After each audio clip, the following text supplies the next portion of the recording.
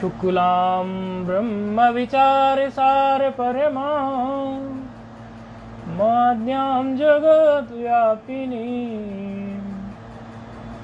वीणा पुस्तकधारिणीं भयदां जाड्य अंधकारापहां हस्ते स्फाटिकमालिकां विदधतीं पद्मासने संस्थितां वन्दे तां परमेश्वरीं भगवतीं बुद्धिप्रदां शारदां येनाक्षरसमाम्नाय मधिगम्य महेश्वरात् कृत्स्नं व्याकरणं प्रोक्तं तस्मै पाणिनये नमः। वाक्यकारं वररुचिं भाष्यकारं पतञ्जलिं पाणिनिं सूत्रकारं च प्रणतोऽस्मि मुनित्रयम् नत्वा सरस्वतीं देवीं शुद्ध्यां गुण्यां करोम्यहं पाणिनीये प्रवेशाय लघुसिद्धान्तकौमुदीम्। ऐं ह्रीं ऋक् ऐं ऐऔच हयवरट्लन् यमगणनं झपयो गणदश जपगणदश खप चट चट तव कपय सससर हल इति माहेश्वराणि सूत्राणि। थकारांत देखा था, अग्निमथ का रूप सिद्ध किया था। विशेष कार्य कुछ थे नहीं। हलज्ञाभ्यों से सु का लोप हो गया था, जलाम जसवंती से तकार को दकार हो गया था और फिर वावसाने से फिर दकार को तकार होकर दो रूप प्रथमा में बन गए थे। और बाकी जगह तो मिला देना था। तृतीया में भ्याम पर में था तो केवल जलाम जसवंती से तकार को दकार हो गया, वो भ्याम मिला दिया। इस प्रकार प्रक्रिया थी। और सुप की स्थिति में जलाम जसवंते और खरिच से कार्य हो गया था। अग्निमंथन अरणिमंथन करने वाले को अग्निमथ बोलते हैं। अब अगला हमारा सूत्र आ रहा है, क्योंकि अभी जो शब्द आ रहा है वो चकारांत शब्द आ रहा है। चकारांत शब्द में प्रउपसर्ग पूर्वक अयंचु गति पूजनीयो धातु है। ये प्रपूर्वक अयंचु धातु का आपने इसके पहले भी थोड़ा जिक्र सुना हुआ है, ऐसा एकदम नई नहीं है। अयंचु गति पूजनीयो धातु।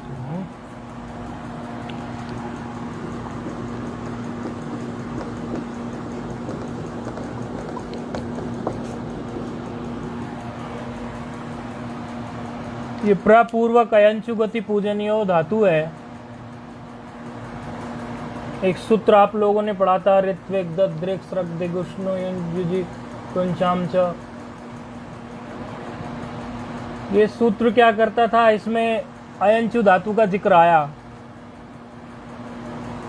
और भी अन्य भी शब्दों का आया था, पहले पढ़ा था। ये अयंचु धातु का भी जिक्र आया, अयंचु युजि कुंचाम च।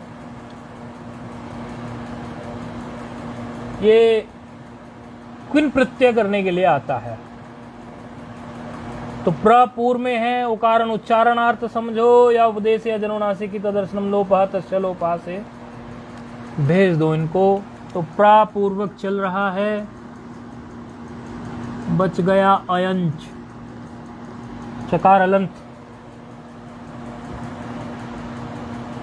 ऋत्विक दद्रिक स्रक दिगुष्णुक सूत्र से क्विन प्रत्याया, यह आपने पहले भी देखा था कि ये क्विन प्रत्यय आता है इस सूत्र से। और ये क्विन हो या क्विप हो, इनका सर्वापार लोप हो जाता है, ये पूरे के पूरे चले जाते हैं, पूरा का पूरा ये प्रत्यय स्वाहा हो जाता है। तो प्रत्यय क्विन है तो इसको कित भी कह सकते हैं और नित भी कह सकते हैं, क्योंकि नकार भी जाएगा। तो ये कित प्रत्यय है, कित प्रत्यय कह सकते हैं। जब पूरा जा रहा है तो ककार भी गया है तो कित प्रत्यय कह सकते हैं। क्विन को भी और क्विक को भी, दोनों को कित प्रत्यय कह सकते हैं। चला गया। अब प्रा अयंच केवल शेष बता, प्रा और अयंच। तो प्रा और अयंच शेष बचने पर सूत्र प्रस्तुत हो रहा है।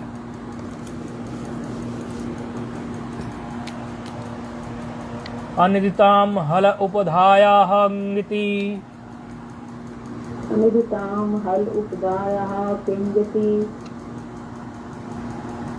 ये ककार पे मात्रा नहीं है, गिति है, गिति। हाँ, ये ककार पे नहीं है मात्रा, क्योंकि यदि ककार पे मात्रा ये होती तो ये तो पूरा ही ना हो जाता।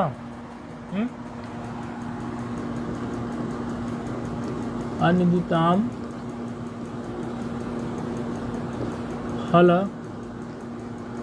उपधायाः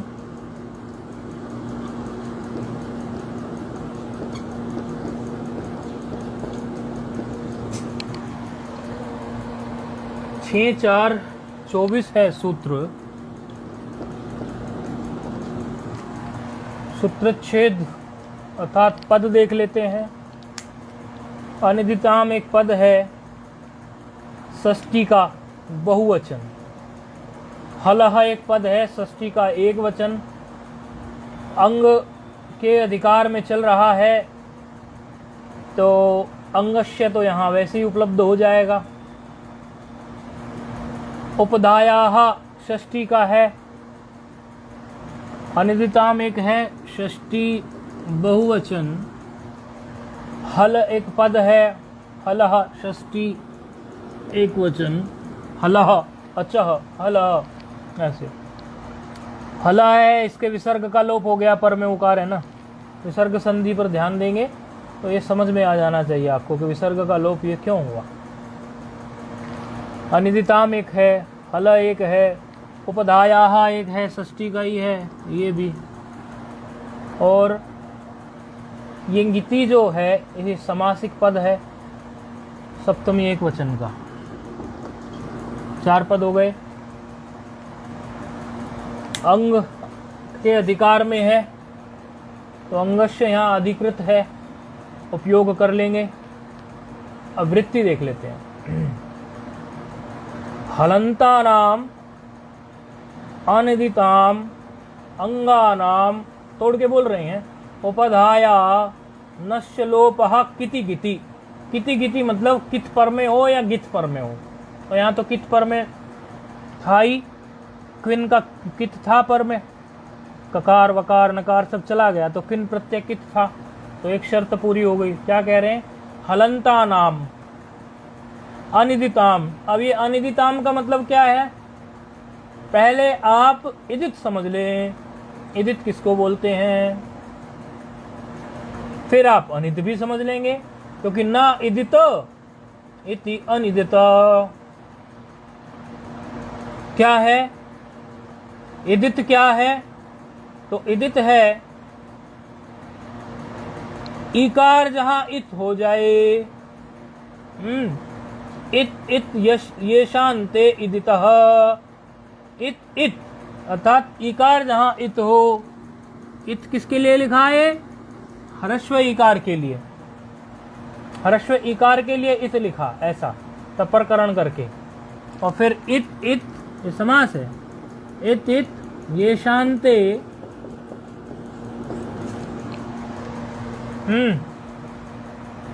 इदितः और ना इदितः अनिदितः। सरल भाषा में समझेंगे तो जिसमें इकार इत हुआ हो, जिसमें इकार इत हुआ हो, ऐसे को क्या कहेंगे? इदित। और जिसमें इकार इतना हुआ हो उसको क्या कहेंगे? अनिदित। तो अयंचु धातु में कोई इकार तो इत हुआ नहीं है, इसमें तो उकार तो अवश्य ही गया है, लेकिन इकार इत नहीं हुआ है। तो ठीक है, ये धातु इदित तो नहीं है, अनिदित है। तो फिर क्या कह रहे हैं कि जिसके इकार की इत संज्ञा नहीं होती, अर्थात जो अनिदित हो, ऐसे हलंत अंग की, हलंत भी है, चकार हलंत है, और अंग संज्ञा भी प्रत्यय के आती, अंग संज्ञा हो जाती है, यस्मात् प्रत्यय विदिश तदादि प्रत्यय अंगम से, अंग संज्ञा भी है। और क्या कह रहे हैं? जिसके इकार की संज्ञा नहीं होती, इकार की संज्ञा हुई नहीं, उकार की हुई, और हलंत अंग भी हो, उसकी उपदा के नकार का लोप हो जावे। कब हो जावे? जब कित या गित पर में हो। तो कित पर में था? क्विन। तो सारी शर्तें मिल गई। एक तो ये अयंचु धातु जो है ये इदित नहीं है, दूसरी इसके पर में जो है कित प्रत्यय है, तीसरी बात जो है इसमें ये हलंत अंग है। तो उपधा क्या है इसमें? अयंच में उपधा क्या है? यकार। उपधा जो है वो यकार है। तो उपधा का लोप हो जाए, लोप हो जाएगा तो क्या बच जाएगा? प्र अच। यकार का लोप हो गया ना, यकार का लोप हो गया, तो क्या बच गया? प्र अच। तो प्र अच की स्थिति हमारे सामने आ गई। ठीक है, अब पर में प्र अच के आप क्या प्रत्यय ला सकते हैं? सु। क्यों? प्रातिपदिक संज्ञा हो गई इसकी। प्रातिपदिक संज्ञा होने से प्र अच धन सु, ऐसी स्थिति आ रही है। प्र अच धन सु।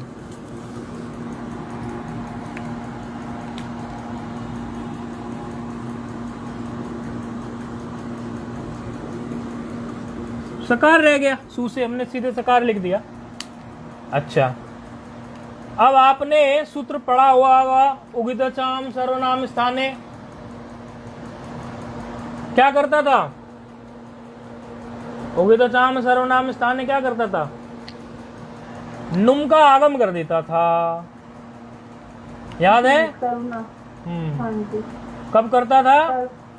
सर्वनाम स्थान परे होने पर। हाँ, क्या करता था? नुम का आगम। तो नुम जो है वो मकार इत वाला है, अर्थात मित है।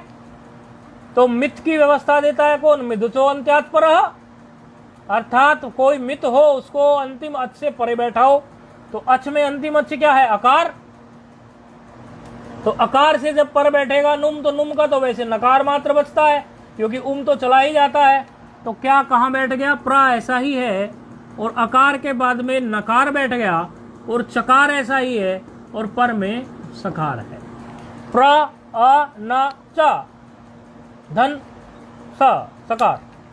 अच्छा, सयो हल ज्ञाप्यो दीर्घा श्रुति प्रिक्तम हल से सकार का लोप कर सकते हैं? कर दीजिए। ये पूरा क्रम आपको लिखते रहना है पुस्तक में, अपनी कॉपी में।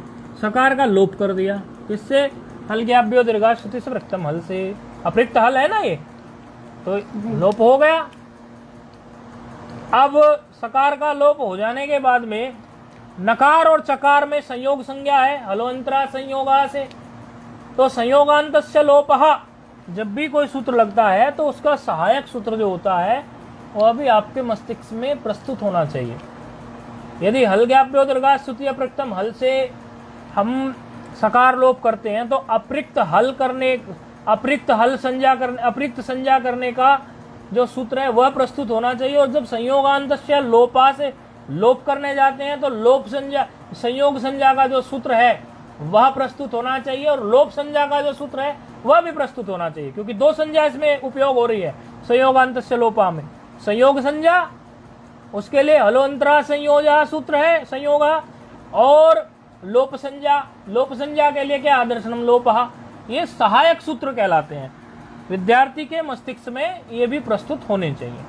तो संयोगांतस्य लोपः से क्या कर दीजिए? चकार का लोप। तो क्या रह गया? प्र अन।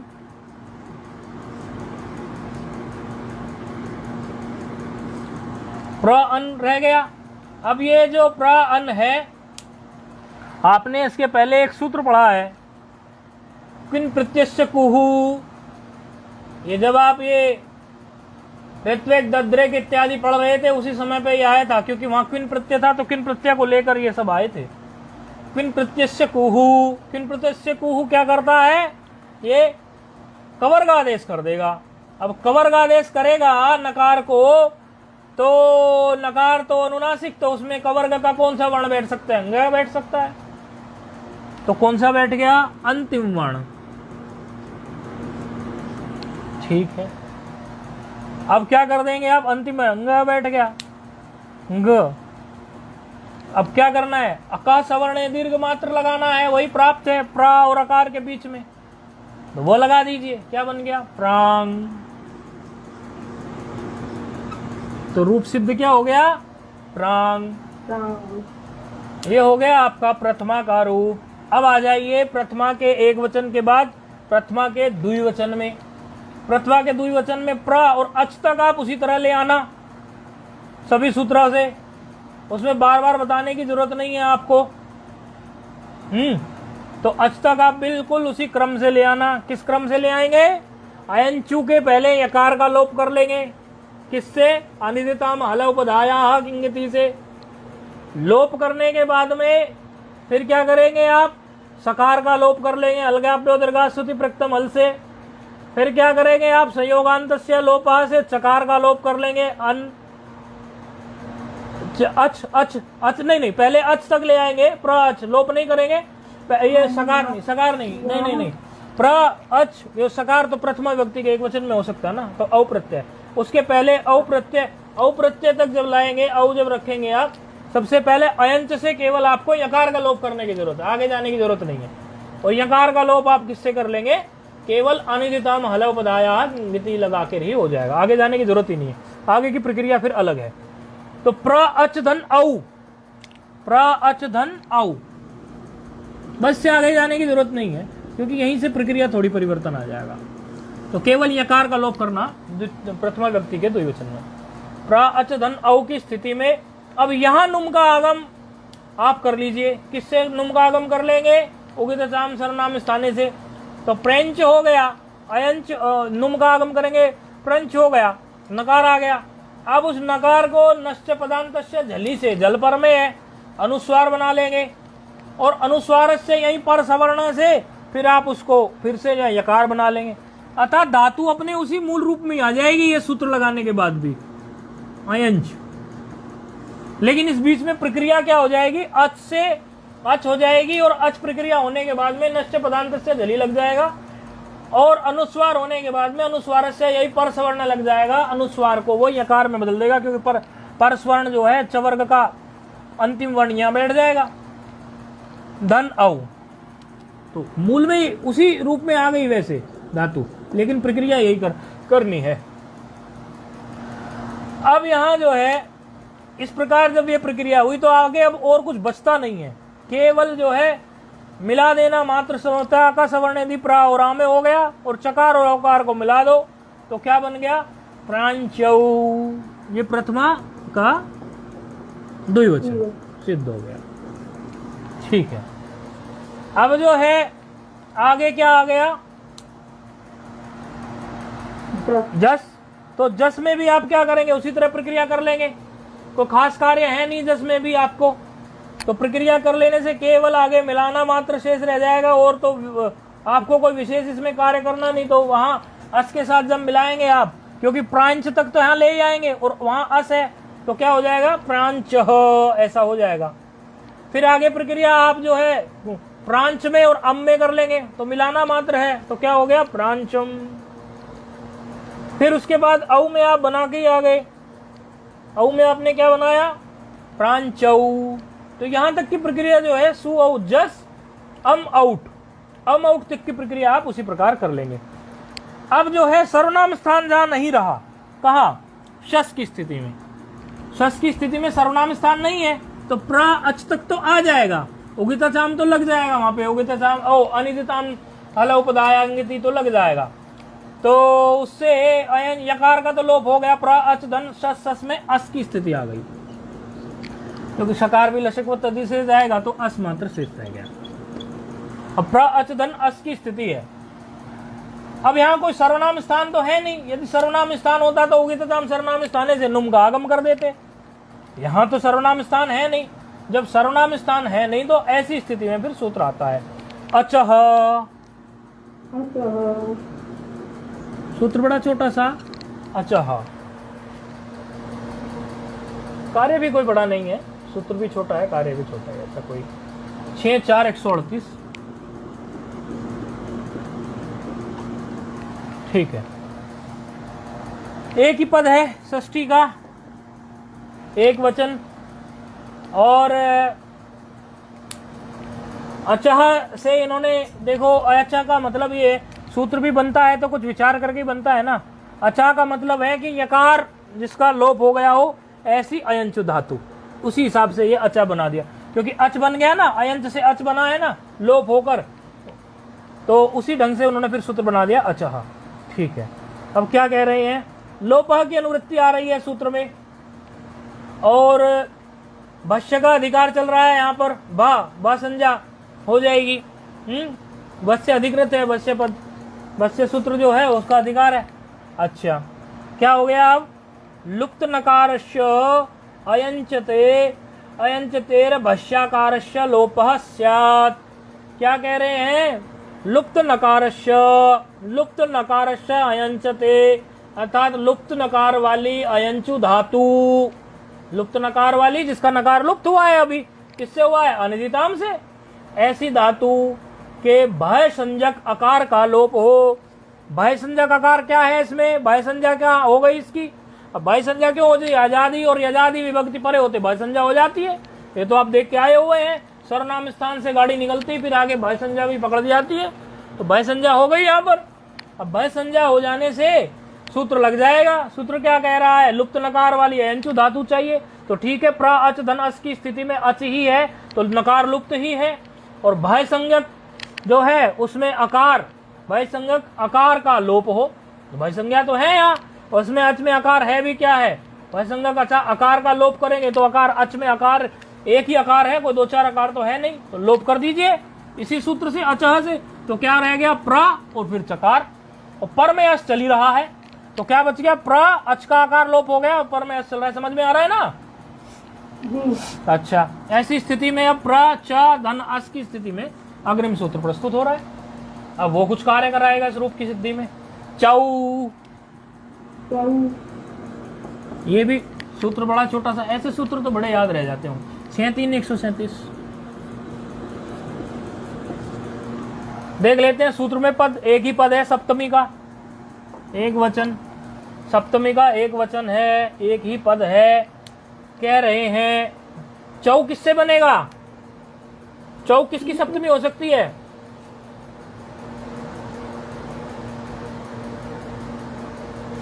चौ किसकी सप्तमी हो सकती है, चू की भी तो हो सकती है, चू की नहीं हो सकती, चू की हो सकती है। हाँ, चू की सप्तमी है ना, क्योंकि अयंचू वाला जो चू था ना, पहले इन्होंने अचह में क्या ले लिया, नकार यकार लोप वाला, और अब अयंचु धातु का जो है वो चू वाला ये चौ है, उसी हिसाब से सूत्र बना दिया इन्होंने। अच्छा, क्या कह रहे हैं अभी सूत्र में, लुप्त अकार नकारे अयंच, तो अकार भी लोप हुआ हो और नकार भी लोप हुआ हो, अभी हुआ ही है, पहले एकार लोप हो गया था नकार, और अब जो है अकार लोप हुआ है, तो ऐसी धातु को ढूंढ रहे हैं। परे पूर्वस्य अणो दीर्घः स्यात्, क्या कह रहे हैं, लुप्त अकार नकार वाली, अकार भी लुप्त हुआ है अभी पीछे ही, हमारा अचह सूत्र से अकार लोप हुआ है, और नकार लोप हम पीछे से करके आए ही हैं। यकार जो है किससे हुआ था, वो अनिदिताम से, तो लोप की स्थिति मिल गई। तो ऐसी अयंचु धातु यदि पर में हो, यदि पर में हो अर्थात पूर्व में कुछ है उसके, तो प्रा तो पूर्व में चल ही रहा है, तो पूर्व अण को दीर्घ हो। पूर्व अण क्या है, प्रा में रेफ उत्तरोत्तर आकार ही तो है, और तो कुछ है नहीं अण, अण का तो आकार मिल गया कि नहीं मिल गया। अच्छा, कर दीजिए, तो क्या हो गया, प्र का प्रा, बात समझ में आई ना।